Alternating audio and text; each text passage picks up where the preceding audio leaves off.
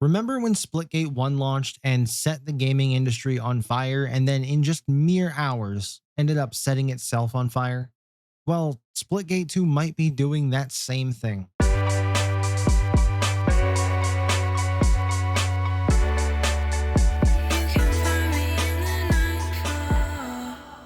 Hey guys, Nightfall here, and yesterday Splitgate launched with tons and tons of server issues and controversy.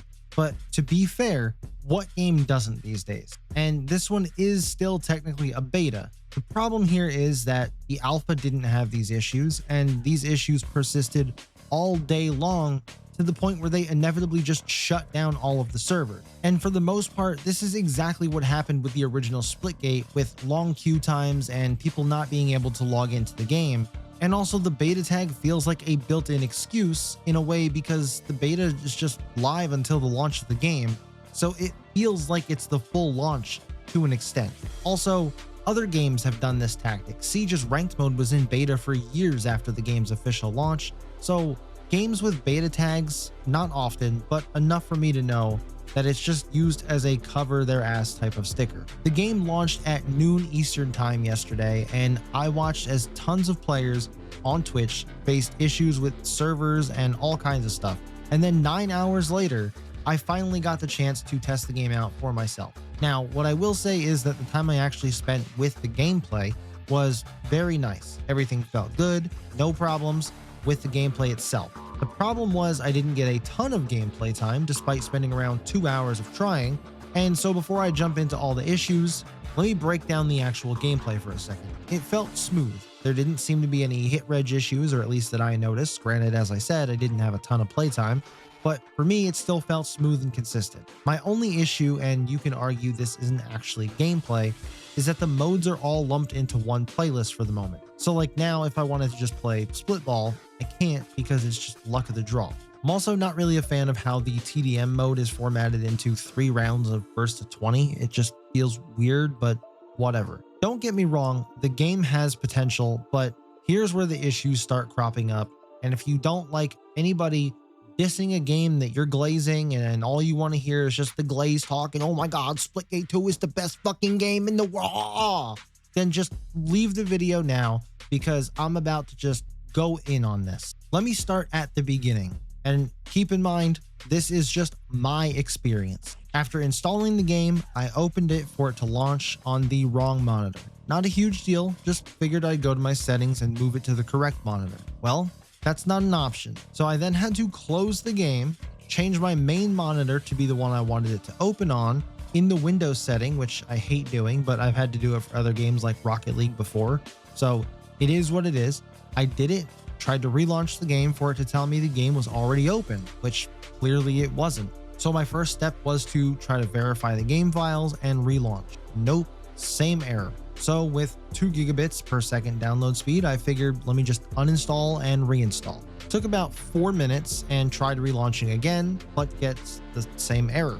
Now, this is where I start to get concerned because I went digging through my task manager and I found, not surprisingly, the game isn't open anywhere, like I thought. It's not listed under Splitgate, it's not under Portal Wars, which I know sometimes it comes up as. There's nothing there. The game is not running. What was running was the game's anti-cheat. It was running still in the background, even after I had closed and uninstalled the game.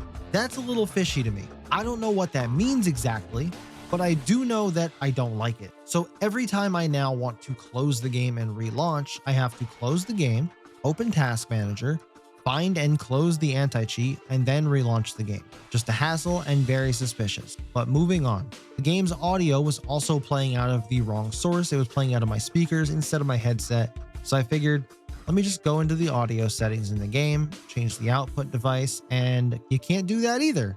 I have to once again open my Windows Sound Manager and manually change it there to my headset. Then in messing around in the settings, as I always do first in every game I play, it's missing key features and there is no in-game FPS or ping display anywhere to be found. So let me know down in the comments, but unless I missed it or glossed over it somewhere, it's just not there, and I ended up having to rely on NVIDIA's overlay to tell me what my FPS was, which then leads me to my next issue, which I'll put on hold for just a second, because it's going to launch into a whole discussion for the rest of the video. But there was one other setting and feature that I feel like wasn't missing, but it felt limited. The field of view, it caps at 103. Why? Why 103 is just such a weird number to cap FOV at. 100, 110, 120, why 103? But that is by far the smallest gripe out of all of them. I just wanted to mention it. But now let's talk FPS and optimization. Again, disclaimer, this is just my experience. Now, I don't know if something was going on with my system, but it just felt like the game was so poorly optimized that I had all of my settings running on low with DLSS 4 turned on and struggled to hit 200 FPS on 1440p with my GPU hitting 96% usage. Not to mention, it was also severely lagging my entire PC. Like if I tried to click off of the game to open Discord to see what others were saying about the game, it took Discord 30 seconds to open. And then when I was trying to type notes into my Windows notepad for issues that I was running into so that I could make this video, I would type out a short sentence. Like for example, the first thing I typed while waiting for a game was anti-cheat stays open in the background. Typed that out in about 3 to 4 seconds. Took 45 seconds or so for the letters to actually appear on my notepad. That is how bad my system was lagging. I've never seen it that sluggish. In fact, I've never seen any system that sluggish since the early 2000s when I tried running Halo 2 on the most outdated piece of shit ever. Now, I know you might be thinking right now, well, dumbass, you're running it in 1440p. That's the problem. But that's not the problem, because XDefiant and I played 240 FPS on 1440 with a lot of the settings on medium or higher, no issues. Fragpunk, I can get a solid 360 at 1440 with a lot of the settings turned to high.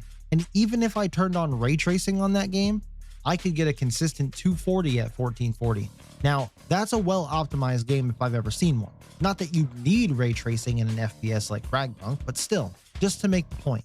But I even tried turning the resolution down to 1080 just to see, and to my surprise, the FPS got worse. Like, it doesn't even make sense. I will say I did have a driver update, but running that poorly on a 4070 Super GPU and a Ryzen 7 7800X3D is just disappointing, and I hope it was a one-off thing. I hope nobody else had to endure that, and maybe I'm just the unlucky individual, and maybe that driver update fixes all my problems tomorrow. Who knows? But there were tons of other smaller issues that I could even overlook had they not mounted up into just a bunch of issues, causing the game to almost just be not worth playing. Twitch drops weren't being given out. Store items that people bought not showing up in their locker. XP progress not applying to weapons and stuff. Challenges not even tracking. Now, all of this, as I've said numerous times, my own personal experience. I've seen others quote similar things with the Twitch drop and challenges not tracking and stuff. So those seem more widespread than anything else. But also a lot of people were having issues with long queue times, which I personally didn't experience because I started playing later in the day, but didn't get a whole lot of time to play because they shortly shut the servers down after I got on. But all of these issues, and you have to start wondering how it could go this bad, considering the alpha seemed to run flawlessly and the original game had a lot of these same issues. And it's like they've learned nothing. Now, again, it's easy for me to sit here and say that because I don't develop games, and to be completely transparent and honest, I have very limited knowledge on that topic. But just from a player, from a consumer standpoint, you cannot make a game, have tons of issues, abandon said game, make the same game 5 years later, and have the same exact issues. It's embarrassing. And it starts this game on a slippery slope that just about every other game has faced in the last few months, maybe even the last year or so. And you can't even say it's the first day and their servers were just overloaded, because Steam peaked at around 12,000 players, and I would imagine console had similar amount or less on each. So you're talking 40K max players, and that's being very generous, on a Thursday afternoon where most people aren't even home to play the game. Now, let me be clear, and I know a lot of people won't even get to this point in the video, but I don't want to come off as just hating the game, because the time I did get to play, I had fun. But these issues need to get resolved, like now. Like, not now, right now, right fucking meow. Because if they don't, it's only a matter of time before people start realizing that this beta tag is just there to cover their ass. And if they don't fix these issues ASAP, it is not going to be good. And it seems like the plan is to just drip feed us the content until the full launch of the game, until we have everything. And I just don't know if that's going to cut it. We need more things to do. And again, I understand it's the beta, but the way it's looking right now, it can't just be a battle pass and that's it. And then maybe some ranked, which I can only assume is coming. If this game doesn't have a ranked mode, I mean, you might as well just kiss it goodbye now. We need stuff to play for. The battle pass is not enough for most players. But I'm curious to hear your thoughts on day one of Splitgate 2. Is this just the next game up on the chopping block, or is it the game to save all FPS games? Let me know down in the comments, and I'll catch you guys in the next one.